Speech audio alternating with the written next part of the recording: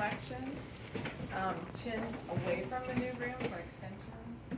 And lateral flexion, you measure mastoid to acromion on each side. So there is a way to do that.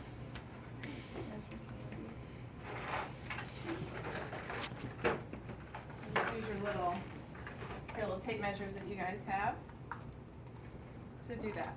But I'm going to teach you how to do the neck ones with the goniometer. Okay?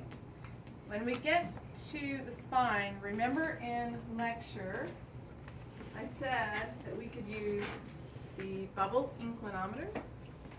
And I'm going to have you try these today, just so that you can try them. On clinical, we've had some clinical instructors say students are coming back, coming out here, and we're doing more of this, and they don't have, they haven't ever seen it before. So I'm kind of put it into the lab for that reason. Okay, but they do take quite a bit of practice, so you won't have to be tested on competence with these, but at least you have tried them, got a vague idea of how they work. Okay, so we'll use that just to try cervical and lumbar, because you can really isolate lumbar with these. And then when we get to thoracic and lumbar, we're going to actually use the tape measure for a lot of those measurements. Okay? So you're going to kind of bounce around from goniometer to bubble inclinometers to tape measures. Okay? But the reason is because we're in the spine and it's a little more difficult. You can't put your fulcrum right on the axis of the joint and then measure what C1 is doing in relation to C2, right? We're looking at a bunch of joints moving together, so it gets a little more complicated. Okay, so the first one we're going to do is cervical flexion, and I'm going to use Sarah since she's sitting right here, and I'm going to have Sarah face this direction. You do this test in sitting. And the reason I'm having her face this way is because you're going to do it from the side, right? So flexion you would observe from a lateral view, correct? So have the patient just bring their chin down towards the chest. That would be flexion. Substitutions would be that she rounds her thoracic spine. We're really trying to just look at cervical movement. So pull her hair to the side here. C7 is going to be that largest prominent spinous process here. Generally, it's the one that is the most prominent as you come down, the very first one. Sometimes it's T1. And the only way to know for sure, really, is just to have the patient bend forward.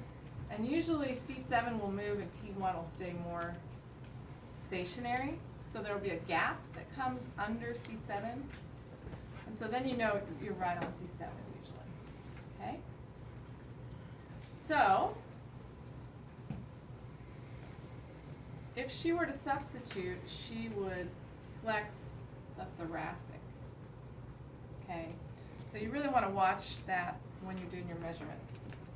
So the axis is going to be through the external auditory meatus. So you're going to line this up right with the ear hole. Okay. The stationary arm is generally going to be perpendicular to the floor. Trying to keep your ear exposed. Okay, so sit tall. So right over the ear, but notice I can't be here because I'm going to run into the shoulder. So I'm going to come out here and I'm going to eye it. So I'm going to eye it straight over her external auditory meatus. This is perpendicular to the floor. That's going to stay stationary. And the movable arm is going to be lined up with what they term as the base of the nares, which is your nostrils. Okay, so you're going to find her nose, and right at the base of her nostril, you're going to eye your movable arm. And generally, if she's got good posture, and she's got pretty good posture here, that starting position is right about 90 degrees. So here we are. We have another start where the goniometer is bent to 90 degrees. So remember, you can use your outer scale where it says 0, okay? Or you can do subtracting, you can do math and just subtract 90. Sometimes that will kind of message up. So then, Sarah, what I'd like you to do is just sitting up really tall. Okay, I don't want you to slouch when you're doing this. I want you to just try to bend your head down, chin towards your chest, okay? So she moved forward a little bit. She didn't stay straight up here on top of her shoulders, and that's okay, as long as I go with. Now I'm eyeing that line at the base of her nostrils. I'm right over the external auditory meatus. The stationary arm is perpendicular, okay? And it started here.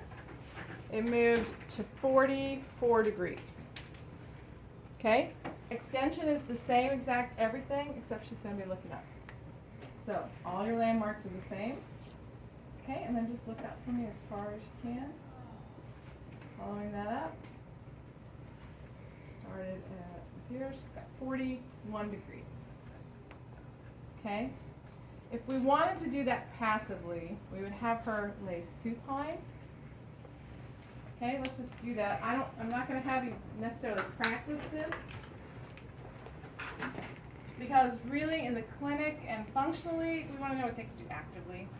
But I could do passive in this position where she's relaxed, and I could bring her up, and I could line everything up. Okay. For extension, slide all the way back so your head's off the table. Keep coming. You're going to support the head. Keep coming. Okay, support the head. Just relax your head down so it's heavy. And then I could do extension here. Relax. Notice I'm using both my hands so she feels very supported. She's going.